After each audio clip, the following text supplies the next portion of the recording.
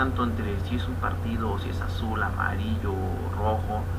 Pareciera que la diferencia nada más es entre gobernantes y gobernados, ¿no? Mientras estas cosas no cambien, la impunidad y la corrupción, y hoy van a ser momentos importantes en nuestro país para eso, más allá del partido que pueda estar imputado, en el caso de la Ciudad de México, en el caso del gobierno federal, lo importante es que pasen cosas para los mexicanos, que tengamos esa esperanza de que sí pueden cambiar las cosas, y eso le puede dar un rostro diferente a la contienda electoral del 2018.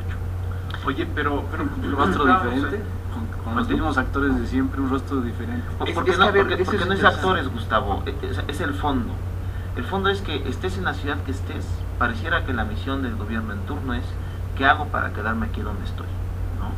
Entonces, la crisis democrática y política que estamos viviendo hoy tiene mucho que ver justamente con esa crisis de identidad de los partidos políticos. No, de burla. Mira, esto que dice el maestro Gustavo Adolfo Pérez tiene mucha razón, lo anticipábamos y comentábamos, Carlos Augusto, hace unos minutos en el Noti, porque a ti te llaman a las urnas y tú vas aparentemente convencido de una propuesta, de una ideología o de una biografía de candidato. Votas por ellos y ahora resulta que como se cansaron de este partido se cambian al otro, y la gran noticia es que la bancada de fulano de tal ya creció. Oye, la ciudadanía no votó por eso, pero cuando hablamos de qué cinismo de estos políticos. Pero igual cuando salían los partidos, igual cuando no hay un programa que esté en medio, o sea, ¿qué es lo que pasa? Justamente lo que estás diciendo, lo que dice Gustavo, pues el problema es que cuando te toca enfrentarte a una boleta electoral, ves a un partido, ves a otro como ciudadano y dices, oye, y quien te gobierna es otro, aunque hayas votado por ella y ganado. Sí, es un tema, digamos, importante, y que tiene que ver justamente con el principal flagelo que lastima a la ciudadanía, que es corrupción e impunidad. Yo creo que es importante hacer un análisis de lo que está pasando, que no es primera vez que estamos hablando de temas muy importantes como son la corrupción, la violación a la ley por los funcionarios, los escándalos que han tenido los gobernadores, y dentro de poquito Yarrington, Borge, Duarte, en fin, es una lista muy grande de personajes que están involucrados en escándalos de corrupción, pero con la efervescencia electoral van a empezar a dejarle de dar importancia a estos temas que son bastante lastimosos. Oye, Emilio, fíjate, una pregunta que formulábamos ayer o antes en el noticiario. Menciona el caso de Borge, menciona el caso de Duarte, está pendiente Egidio Torre Cantú de Tamaulipas, está pendiente Gravino Cue de Oaxaca, ahora Graco Ramírez, Arturo Núñez de Estados Unidos, y la lista sigue. ¿No te parece curioso que para Rafa Márquez y el Julión la información fue así? ¿Sí? El congelamiento de cuentas así, ¿sí? La información sobre sus propiedades así, el cierre de establecimientos así, y con los exgobernadores no tenemos información, le encuentran a Duarte después del desfalco, y su esposa, que a quien le hereda, en vida le hereda toda la fortuna, la esposa en Europa. Y es más curioso todavía que un solo gobernador en funciones no esté en proceso. O sea, puros exgobernadores. Ese dato me parece. Yo creo que eso es lo grave, ¿no, Carlos? No, pero existen juicios de procedencia para desaforar. Por eso es un tema de voluntad. Eso es lo grave. Si voy en contra, y es un tema de no hacerlo solamente mediáticamente.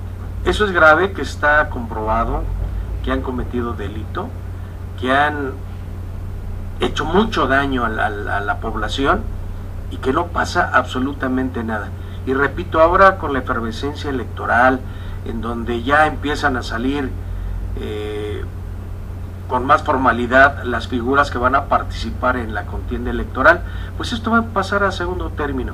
Y también no dudemos de que los reflectores se van a ir nacional e internacionalmente hacia la figura de Donald Trump, un hombre que sostuve en este programa que se veía que era nacionalista, que buscaba la identidad de los estadounidenses, pero que estamos viendo que por no escribir sus discursos se convierte en una chimoltrufia. Sí, como dice una cosa, dice la otra, pero además bueno, declaraciones muy peligrosas.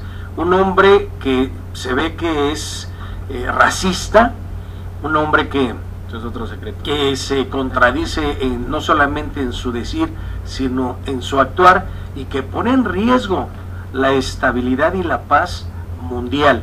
Yo creo que esos tres temas hay que estar muy al pendientes, y ojalá que uno no tape al otro y al otro, que en México se siga el proceso legal contra los delincuentes, contra quienes están haciendo daño permanente al pueblo, a su economía, a su avance. Y el Tratado de Libre Comercio, que tratan de sacarlo así, fast track, también para tapar errores que se están cometiendo y que en el futuro nos van a causar un daño impresionante, como fue el haberse firmado ese tratado y cerrar muchas fábricas, industrias en México, desplazar la mano de obra mexicana y dejar a mucha gente sin empleo y convertirnos en un país consumidor y consumista. Y una pregunta que hago a los expertos, a los analistas: ¿tenemos una invasión de productos chinos en México? Es ¿cuánto pagan de impuestos esos productos que entran a México? Oye, yo tengo aquí otra perspectiva, y entrando a debate, querido Emilio, pero muchas de las empresas que cerraron cuando entramos al Tratado de Libre Comercio es porque no tenían competencia, no tenían mano de obra calificada, no hay que hacernos. Entraron muchas maquiladoras. Pero consumo de productos nacionales. Oye, pero a ver, no está en México, está en todos los países. El crecimiento de nuestras exportaciones es impresionante, ¿eh? O sea, no podemos decir es que no se consumen productos. Ahora ha salido a defender que pues nada más voltea a ver el aguacate, por ejemplo, el tequila, agrícolas principalmente son los que se exportan. No, también ropa. Ha traído sus beneficios. También ropa. Tú vas a Italia, pero por ejemplo, el tema de la mexicana en Milán. Lo explicaba hace poco un maestro, el tema de la competencia. No se trata de no competir, se trata de la competencia desproporcionada y voraz. Lo decía un maestro. Desplazamiento. Si cualquiera de los que estamos aquí quisiera competir en 100 metros planos contra Usain Bolt, ¿cuál es la suerte? No. Sí, no, por eso no se han hecho tratados con China, o sea, por eso no se han hecho. No es que no es necesario hacer un tratado con China porque entran los productos sin pagar. No es estar en contra de la competencia, es tener un esquema, no de protección. Que, oye, vas a correr 100 metros, pues dame chance de entrenar. Dame chance de que me ponga en forma. Dame chance de que lo haga de forma decente. A ver, vuelvo a lo mismo, tocayo. Después del Tratado de Libre Comercio, y fundamentalmente en los últimos años, México se ha condecorado como el país más importante en la manufactura aeroespacial. Pero hubiéramos crecido mucho más. Ya le ganamos a muchos países. Y en la ciudad somos el quinto. La señora Merkel, que vino a México, se sorprendió de la calidad de cerveza que se hace aquí. Eso es un grave error. Bueno, parece que no la saltamos. Está desplazando a la alemana. ¿Sabes por qué es un grave error eso, tocayo? Porque creo yo, y lo digo como economista, o sea, hay una falta de honestidad a la hora de medir el tema de los impactos del Tratado de Libre Comercio. No nos sirven para nada si no significa bienestar social, si no significa que la gente tenga mejores salarios, si no significa que el desarrollo social en nuestro país esté en mejores condiciones, si no significa, Carlos, que tú puedas salir de tu casa y estar tranquilo porque no está tu seguridad en un vilo ni la de tu familia. A ver, no voy a ser contreras. Porque el modelo de desarrollo, cualquiera que este sea, Carlos, tiene que tener ese fin último.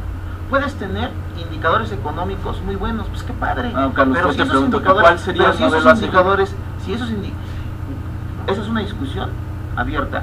Estados Unidos es un país que tiene un proteccionismo exacerbado para sus sectores estratégicos. Alemania tiene un crecimiento impresionante. Pero nosotros abrimos discriminadamente nuestro sector. ¿Sabes cuál es la consecuencia? La consecuencia te la digo ahorita. Tienes tú. Pero no es que el país estuviera antes mejor. Gustavo, te voy a decir, Gustavo, escucha esto. No te Tienes escucho, tú salarios en este país que son 10 veces menores a los de Estados Unidos. Porque no tenemos el mismo nivel educativo. Pero te digo una cosa. Hay que echarle la culpa a los Pero te digo una cosa, te demás. voy a decir la consecuencia social. La consecuencia social es que por lo menos 100 millones de mexicanos, como si antes del tratado hubiéramos estado mejor. Ahí estaba la consecuencia social. Por lo menos 100 millones de mexicanos teníamos son empleados por la mafia. Y no ganan el salario mínimo. A ver, ganan el salario mínimo. Carlos. Dicen la guerra contra el narco, los muertos. Oye, los muertos son empleados por el narco. Oye, Carlos, pero el asunto de los salarios... Esos muertos, ¿cuánto ganan? El asunto de los salarios se ha politizado y los políticos lo han llevado a su tribuna. El asunto de los salarios, tú no ganas porque te dice el político cuánto debes de ganar. Tú debes de ganar en cuanto a capacidad y competencia muestres, en cuanto a talento demuestres. Espérame, en cuanto a talento demuestres. Claro. Los chavos en Estados Unidos que tú haces referencia es que decir, hablan 5 idiomas. No, aquí no, quieres que ganen igual, Carlos. Tocayo, política pública. Este país se preparó desde los 90s y ¿cuándo se crearon los CONALEPs? Para generar mano de obra calificada. La estrategia de competencia estaba basada en salarios castigados. Te hago una pregunta. La pregunta es, ¿cómo le hacemos para que mejoren estas condiciones? O sea, ese es el tema de fondo. Que los políticos apoyen las reformas y este país avance. Carlos Ramos Padilla, te hago una pregunta. A ver, dice mi abuelita, y yo creo que tiene razón, mijo, cuando haces más de lo mismo, tu resultado es más de lo mismo. Señores, lo que tenemos que hacer es sentarnos, los mexicanos que amamos a México, a hacer un replanteamiento serio del modelo de desarrollo de nuestro país. Eso es lo que tenemos que hacer. Y negativos. Carlos Ramos Padilla, tengo una pregunta. De reformas. Una pregunta. Carlos, el país, este es un tiempo que marca nuestro país. Ocupa que veamos el bien en general por encima de los bienes particulares. A ver, yo pregunto, ¿nos hace bien en este país tener una coordinadora y Oaxaca como está? Por supuesto que no. ¿Sabes quiénes los mantienen? Los políticos. En lugar de los políticos apoyar una reforma, y si está mal hecha, sumar para corregirla y sacarla adelante, no, vamos a apoyar a la coordinadora y a bloquearla. Gustavo, o sea, es todo un colectivo. Nos hace bien tener líderes sindicales como Romero de Champs, que tienen carros bañados en oro. Por supuesto que no. ¿Y por qué sigue ahí? Porque los políticos lo permiten, no la sociedad. Pero es nuestro tiempo de los ciudadanos de cambiar estas cosas. Los sindicatos en México no sirven. Los sindicatos en México es nada más para enriquecerse, son familiares, y vean, todos los líderes sindicales son multimillonarios que ponen de rodillas a los trabajadores. Que hay una diferencia en los sindicatos de Alemania, los sindicatos de Estados Unidos, que allá sí defienden a los trabajadores y se refleja en sus sueldos, en su capacitación y en su desarrollo. Sí, pero ahí les exigen. Sí. Aquí los sindicatos no exigen al trabajador. Aquí los sindicatos son 3 lunes al mes para que no vengas a trabajar. Paleros, te dan descuentos en ópticas Devlin para que no vengas a trabajar. Porque están corruptos. Bueno, lo que quieras, es cambiarlo. Pero entonces, ¿cómo exige salarios para personal que está acostumbrado a esos niveles?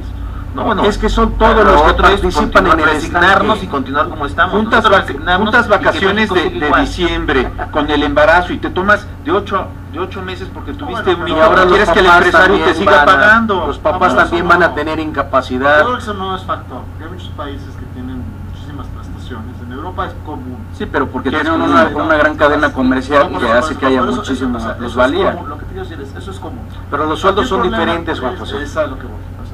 El problema es el nivel de ingreso que sigue siendo muy bajo. Exacto. Es un modelo que... La capacitación que tienen, sí, pero el la modelo producción industrial que tiene México, digamos, abusó digamos que la mayor carga de la ganancia recaiga en los bajos salarios. Estoy de acuerdo. Aumentar la competitividad a partir del salario. No, porque con salarios bajos no hay tanta competitividad. Es más competitivo la economía con buenos salarios. Bueno, además te voy a decir una cosa.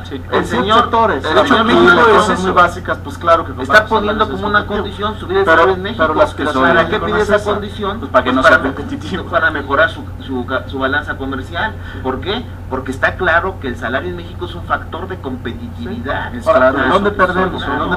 En energía. En valor agregado. No, y en energía. Valor agregado. En valor agregado estamos perdiendo muchísimo. Y la energía en México es muy cara. Señores, con Tartulio les hago una pregunta. Si pudiéramos compensar con valor agregado como política pública, yo comparto con Gustavo. Les hago una pregunta, señores, con Tertulio, Carlos Ramos Padilla. ¿Hemos firmado algún tratado de libre comercio con China? Tal parece que sí. Nos invaden de productos. No, sí tienen aranceles, o sea, hay que decirlo. Pero a ver, porque si no tuviéramos aranceles, no solamente nos hubieran te garantizo, te puedo garantizar que no hay aranceles. Los precios de los productos chinos no es para que tengan un arancel. Productos chinos de 10 pesos, de 20 pesos, ¿cuánto pagan de arancel? Está muchísimo de contrabando. Eso es a lo que voy. Formal aquí en México. Es a lo que mucho de voy. contrabando chino. Tú ves en todos los tianguis, en los centros comerciales, en todos lados, productos chinos muy baratos, desechables, muy baratos, pagan arancel. Oye, lo que es la vida y lo que es la historia. ¿Sabes quién abrió a México la oportunidad de acercarse a China? Luis Echeverría. Y eso no se dice porque no le conviene al sistema político. ¿Y sabes qué hizo Vicente Fox cuando fue a la Gran Muralla China? En el libro de honor de huéspedes especiales, dijo, es una vergüenza que hayan recibido a Echeverría.